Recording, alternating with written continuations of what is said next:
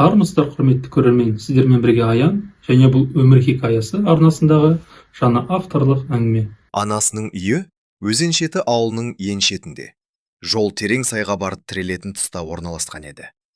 Соңғы 3 жыл бойы бұл үйдің терезелерінен жарық көрінбеді, ал ауланың есігін тікенек шөп басып кеткен болатын. Ауыл өзінің үйреншікті, қым-қуыт тіршілігімен өмір сүріп жатты. Шаруа қожалығының қосында тракторлар гүрілдеп, құдық басындағы әйелдер шелектерін сылдырлатып, өзара гүкілдесіп жататын. Ал анау шеткі үйді жұрт айналып өтетін, бейне бір ол жердің топырағында құтсыз деп танығандай еді.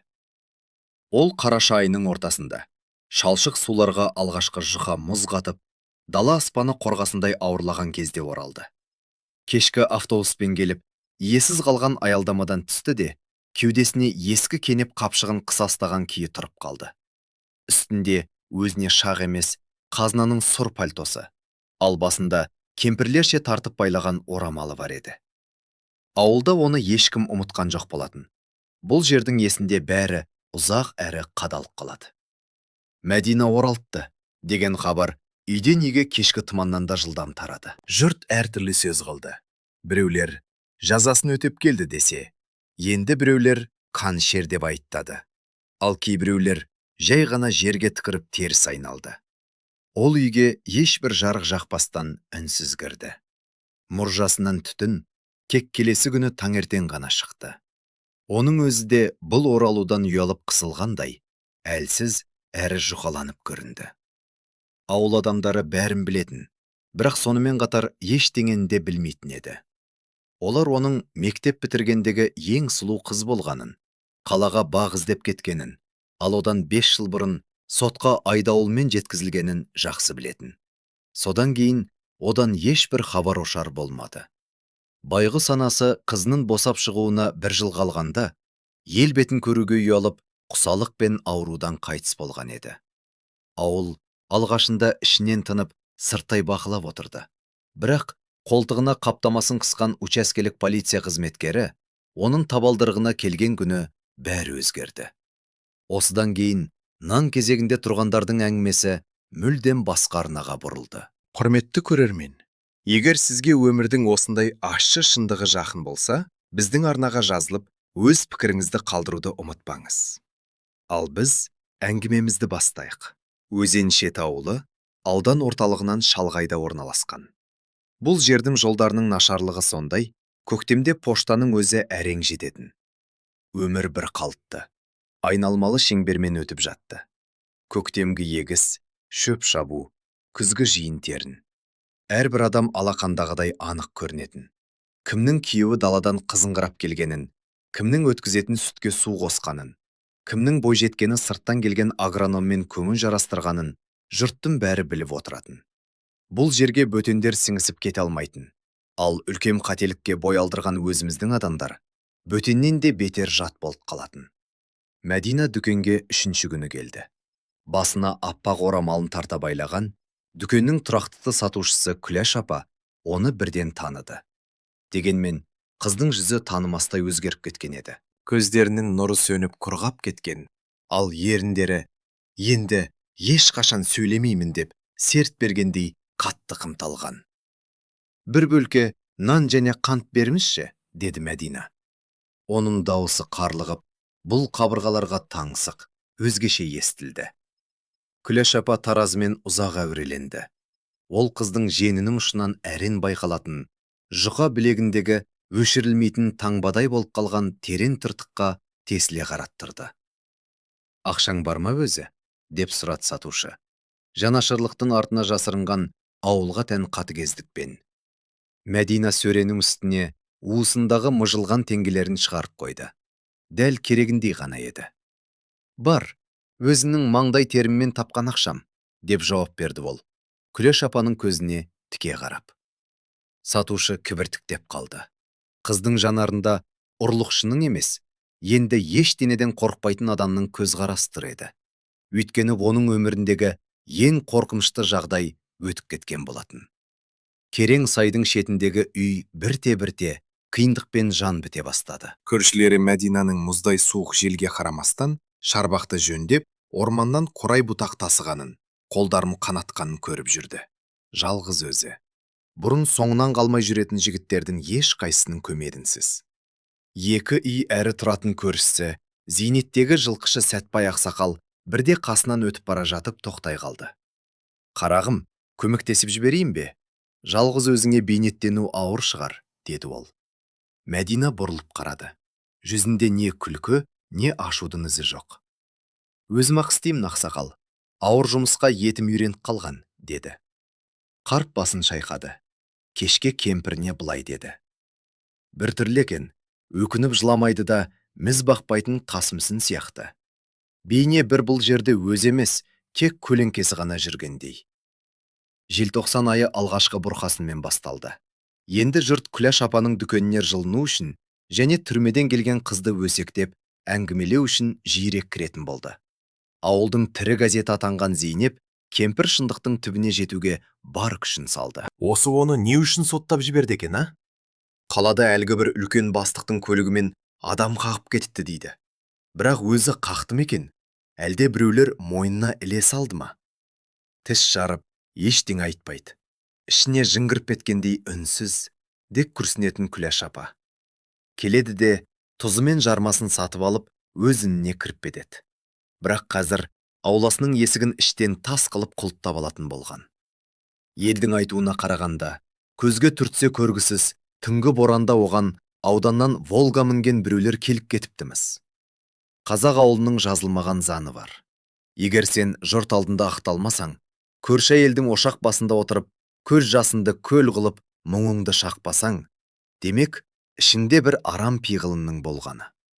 Мәдина бұл заңды білмеді. Немесе білгісі де келмеді. Ол тікенекті темір тордың ар жағында жаттап алған қатаң қағидамен өмір сүретін. Ешкімге сенбе, ешкімнен қорықпа, ешкімнен жалынбай сұрама. Алғашқы үлкен оқиға жаңа жыл қарсаңында болды. Ауыл әкімінің ұлы Бақыт деген не істесе де жазасыз қалып үйренген, кеудесін керген бұзақы жігіт еді. Ол Мәдинаға сабақ беріп қоймақшы болды. Жанына гармон тартқан бір топ ауылдың желбаш жігіттерін жинап, сай жаққа қарай беттеді. Өздерінше көңіл көтеріп, түрмеден келгенді үйінен қуып шықпақшы еді. Олар терезені тарсылдатып, ауыздарына келген былапыт сөздерді айта бастады. Мәдина босағадан аттап, баспалдаққа шықты. Ол айқайлаған жоқ, жалынып жалбарынбады да. Қолында кәдімгі ағаш жаратын балтасы бар екен. Ол жігіттерге тура қараған күйі үнсіз тұра берді. Ай сәулесімен оның жүзі тастан қашалғандай сұсты көрінді. «Үйлеріне қайтыңдар, жігіттер», деді ол. Оның даусының бәсең шыққаны сондай, Бақыт алғашында естімейде қалды. «Мен сендер армандақ қана жүрген нағыз қатыгездердің арасында 5 жыл отырып келдім. Менің жоғалтатын ештеңем жоқ. Ал сендердің жоғалтатындарың көп». Жігіттер жым-жырт бола қалды. Оның даусындағы мұздай суық ызғардан жігіттердің басындағы ішімдіктің буы лезде ұшып кеткендей еді. Бақыт жерге түкіріп, бірдеңе деп мірлемекші болды да, бірақ қыздың қолындағы балтаға, оның міз бақпай тұрған сұрқына қарап, кері шегінді. Ауыл сол түні Мәдинаның да керек кезде тіс батыра алатынын түсінді. Бірақ бұл оқиға жұрттың үрейін одан сайын үдете түсті. Ал ауылдағы үрей әрдайым жаңа өсек аянды тудырады емес пе? Қаңтар айы қаһарына мініп қатты қысты. Өзен шетінің үстіндегі аспан бозғылт тартып, құстар ұшып бара жатып бүсіп кететіндей қатты аяз басталды. Ымырт түсе, ауыл іші жым-жырт болып, тек мұжалардан шыққан түтін ғана аспанға тік көтерілетін. Керең сайдың шетіндегі үйде пеш тоқтаусыз гүлдеп жатты.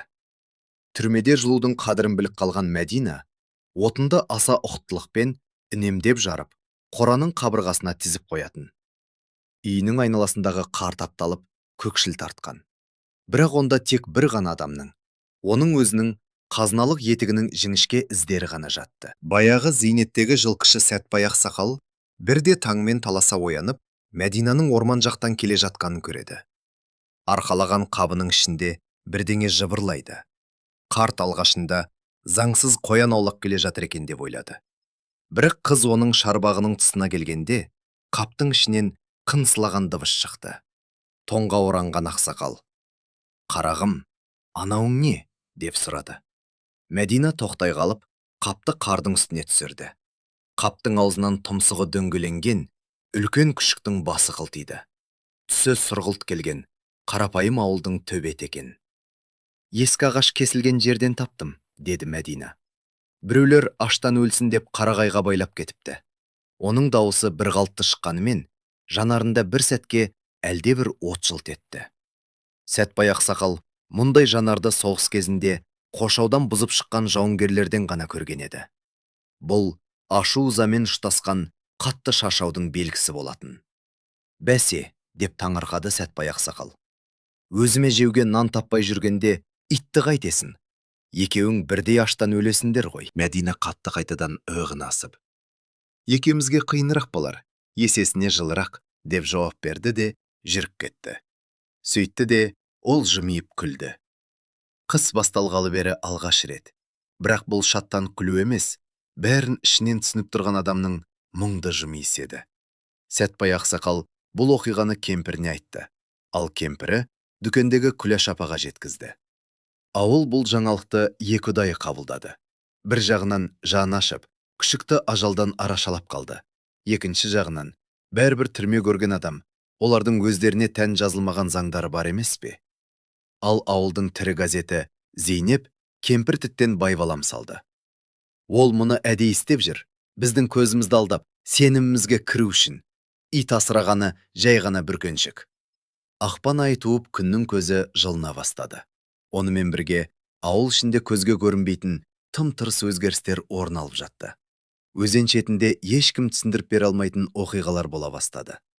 Дүкеннен екі үй әрі тұратын Тұрсынай апаның немересі ауырып қалды. Баланың қызуы 38 жарынан асып, от болып жанып жатты.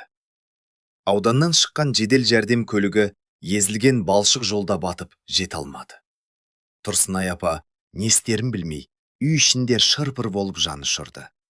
Ал түн ортасында оның есігін біреу қақты. Табалдырықта Мәдина тұр еді. Қолына шағын ғана шүберек дорба ұстап алыпты. «Мынау шөптәрі», деді ол Тұрсынай апаға. «Талдың қабығы, қайнатып суын ішкізіңіз, қызуын түсіреді». Тұрсынай апа оған шошына қарады. «Сен қайдан білесің? Сен адам өлтірген біреу емессің бе?» Мәдина бұл сөзге ренжімеді. Ол төсекте жатқан науқас балаға ұзақ қарады. Бұл өмір мен өлімнің арасы қаншалықты жұқа екенін жақсы білетін адамның керең көзқарасы еді. «Мен болған жерде осы шөптер ғана жалғыз еміміз болды», деді ол баяу ғана. «Не осыған сенесің, не өлесің». Тұрсынай апа амалсыздан дорбаны алды. Шөп дәрі расымен де көмектесті. Таңға жуық баланың қызуы қайтып, тыныш ұйқыға кетті. Бұл туралы естігенде Зейнеп кемпір бетін тырыстырып жаратпады. «Бұл бір бақсылық қой, қараң қалғыр. Түрмеден келген тәуіп болыпты деушім еді». Бірақ Тұрсынай апа оған ештеңе демеді. Ол енді құдық басында Мәдинаны көргенде теріс айналып кетпей, сәл ғана бас изеп амандасатын болды. Бұл құр алғыс айту емес еді. Бұл мойындау болатын. Адамның сыртындағы жаман аттың артында да жұмыр басты пенде, тірі адам тұрғанын мойындау еді. Ауылда мұны бірте-бірте сезе бастағандай, түсіну емес, дәл осылай жүрегімен сезе бастады. Ауыл адамдарына тән баяулықпен, ауа райының бұзылатынын бір күн бұрын сезетін сияқты. Дегенмен, іштегі үрей бәрібір басын түсіп жатты. Заң бұзған адамға деген ескі қорқыныш пен Мәдинаның үйіне жиі келетін учаскелік полицияға деген жаңа үрей қатар жүрді. Олардың жабық есік артында не туралы сөйлесетінін ешкім білмеді. Ақпан айының соңында өзен шетінде көптеген оқиғаның басталуына себеп болған жағдай орын алды. Күләш апаның дүкеніндегі саудадан түскен ақша жоғалып кетті. Аса көп қаражат болмаса да, кассадан біраз теңгенің жетпей тұрғаны анық еді. Полиция дереу жетті. Әрине, Зейнеп кемпір бірінші болып сай жақтағы шеткүйді нұсқады. Одан басқа кім болушы еді? Нақ сол алды. Учаскелік сақшы Мәдинаға келді. Ол есігін ашып, оны ішке кіргізді. Қыз, боран деп ат қойған әлгі төбе тарылдап, қарсылық білдірді. Мәдина Сәтжан қызы Зақшы, оның көзіне тіке қарай алмай. Мұнда бір шаруа болып тұр. Дүкенге ұры түсіпті. Мәдина оған қарады. Оның ұзақ әрі қадала қараған жанарында сақшының өзін ыңғайсыз сезінуіне мәжбүр еткен бірдеңе бар еді.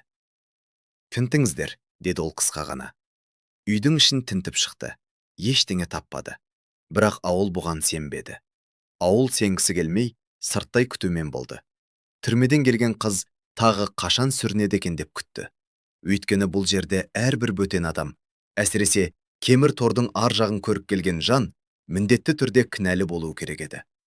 Жұртқа солай ойлау оңай болатын. Солай өмір сүру қауіпсіз сияқты көрінетін. Мәдина да мұны ішінен жақсы түсінетін. Көктем шыға, есік алдына отырғызатын бөртегүлдің тамыры өшпенділікке толы топырақта өсетінін ол білді. Бірақ бәрібір, сол гүлді отырғызуға бекінді. Сол жылы наурыз айы алдамшы болды.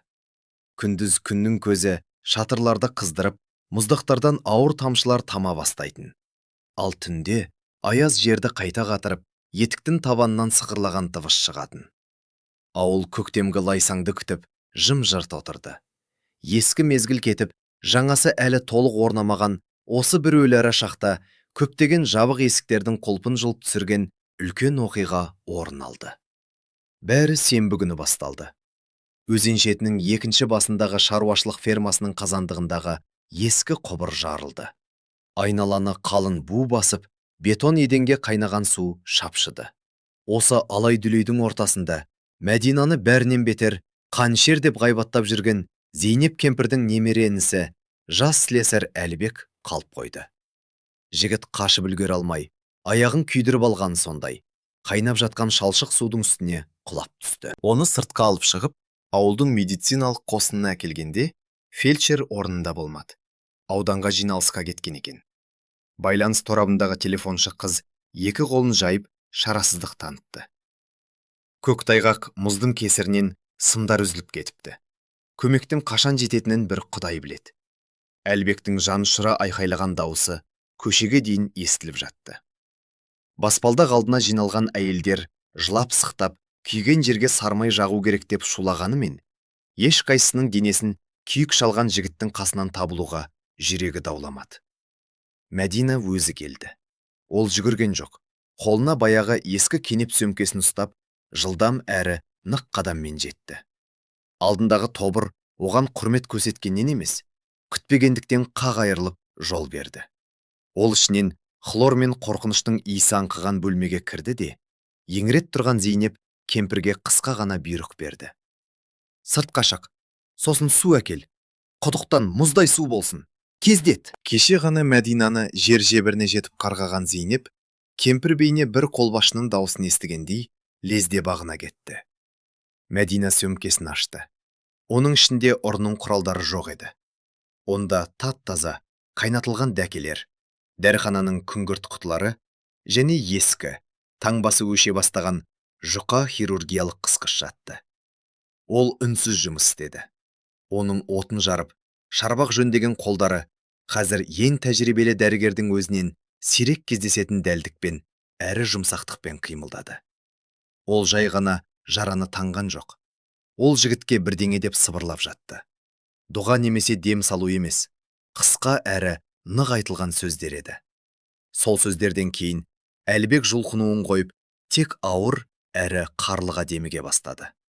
Ол жігіттің қасында түн ортасы ауып, бөлмедегі керосин шамдары жағылғанша отырды. Ақыры, лайсаң жолмен аудандық жансақтау көлігі жеткенде, ақ халатты дәрігер Әлібекті қарап шығып, таңырқай қасын керді. «Мұны кім істеді?» деп сұрады ол, мінсіз таңылған дәкелер мен есеңгіреуге қарсы жасалған сауатты алғашқы көмекке қарап. Бұл кезде Мәдина бұрышта сөмкесін жинап жатқан болатын. «Көршіміз», деп жауап берді Зейнеп, кемпір көзін төмен салып. Дәке таңған қызға жақындаған дәрігер оның жүдеу жүзіне жіті назар аударды. «Әріптеспіз бе? Қайда жұмыс істедіңіз?» Мәдина қапшығының тоғасын бекітті. «Ауруханада, баяғыда, өткен өмірімде». «Неге?» деп сұрағын жалғастырмақшы болған дәрігердің сөзі аяқталмады. Мәдина көктемгі түннің қараңғылығына сіңіп шығып кеткен еді. Сол күннен бастап өзен шетіндегі әңгіме мүлдем өзгерді. Жұрт оның не үшін сотталғанын емес, басқа нәрсені сұрай бастады. Ондай адамның қалайша темір торға түскенін білгісі келді. Шындық, бір аптадан кейін дүкенге баяғы учаскелік сақшы тексеріспен емес, жай ғана сауда жасауға келгенде ашылды. Күләш апа шыдамай, оған төтесінен сұрақ қойды. Шынында айтшы, айналайын. Оны не үшін жапты өзі? Оның қолдары алтын ғой, шипалы қолдар емес пе? Сақшы сөредегі шаң басқан консервілерге қарап, біразға дейін үнсіз қалды. Ол ұрлық үшін отырған жоқ, деді ол ақыры. Төбелес ішінде емес. 5 жыл бұрын ол хирург болып жұмыс істеп жүрген қалада, оның ота жасау үстеліне бір үлкен адамды әкеледі. Жергілікті бір дөкейдің ұлы жол апатына түсіп быт-шыты шыққан екен. Ол жерде тірі қалуға ешқандай мүмкіндік жоқ еді, түсінесіздер ме? Бірақ ондай адамдар мүмкіндік жоқ дегенге сенбейді. Ол тек кінәліні іздейді. Әкесі ғажайыпты талап етіп тұрғанда, Мәдина оның көзіне тіке қарап шындықты айтудан қорықпады. Ал ғажайып орын алмады. Олар қызды жай ғана құртып жіберді. Құжаттардан қателік тауып, салғырттық танытты деп айып тақты. Ол ақша беріп құтылуына, немесе жалынып кешірім сұрауына болар еді. Бірақ Мәдина біреуден жалынбайтын адамдардың қатарынан. Ол жай ғана жазасын мойнына алды да кетті. Дүкен іші жым-жырт бола қалды. Тыныштықтың тереңдігі сондай, терезеге соғылған шыбынның ызыны анық естіліп тұрды. Сөренің жанында тұрған Зейнеп кемпір басын баяу төмен түсіріп, үнсіз еңіреп жылап жіберді. Ол өзінің ақымақтығына, надандығына өкініп жылап тұрған еді. Ал ауылдың шетінде, керең сайдың басындағы үйдің жанында, Мәдина көктемнің иісі аңқыған дымқыл топырақта тізе бүгіп отырды. Ол бөртегүлдің көшеттеріне арнап шұңқыр қазып жатты. Жанындағы боран оның әрбір қимылын жіті бақылап отыр. Ол шарбақтардың ар жағынан өзін жұрттың бақылап тұрғанын білді. Бірақ бұл жолғы көзқарастар мүлдем басқаша еді. Сәуір айы, өзен шетіне сарқыраған бұлақтарымен және оянған жер ананың жұпарымен бірге кірді. Сайдағы қашар шөгіп, қарайып, оның арасынан алғашқы жасыл құрақтар бой көтерді. Ауыл ұзақ ұйқыдан кейін қайта тіріліп келе жатты.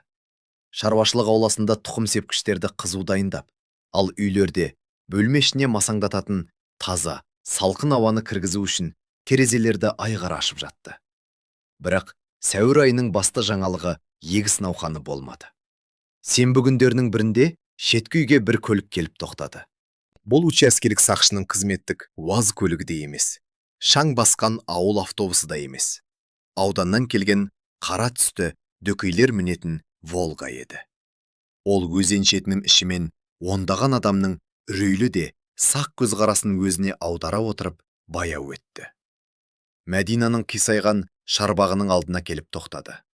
Көліктен үстіне қатаң, сұр костюм киген, жүзі сұсты, жанарынан билік пен мінез байқалатын егде жастағы ер адам түсті. Ол өзінің баяғы жұмысшы пальтосымен кәрі алма ағаштарының түбін әктеп жатқан Мәдинаға шарбақ артынан ұзақ қараттырды. Ауыл іші дем алмай тым-тырыс бола қалды. Күләш апа дүкеннің баспалдағына шықты, ал Зейнеп кемпір терезеге телміріп қалды. Бәрі қазір Мәдинаны қайтадан алып кетеді. Оның әрең құраған тыныш әлемін қайтадан бұзады деп күтті. Бірақ бейтаныс адам полиция шақырған жоқ. Ол жай ғана есікті ашып аулаға кірді. Әңгіме ұзаққа созылды. Олар Мәдина қыс кезінде өзі жөндеп алған баяғы орындықта отырды. Дауыстары естілмеді. Бірақ әлгі адамның қолдарын сермеп, бірдеңені дәлелдеп жатқаны. Ал Мәдинаның керең сайдан әрге алысқа көз тіккен күйі кек басын шайқағаны көрініп тұрды. Бір сағаттан кейін Волга кетіп қалды. Мәдина қолын кеудесіне қысқан күйі шарбақ алдында тұрып қалды. Кешке қарай ауыл ішіне алып қашпа сөз тарады. Облыстан келіптіміз. Қайта оралуын өтініпті. Іс қайта қаралыпты. Баяғы үлкен дөкей қызметінен алынып, ақыры әділдік орнақты дейді.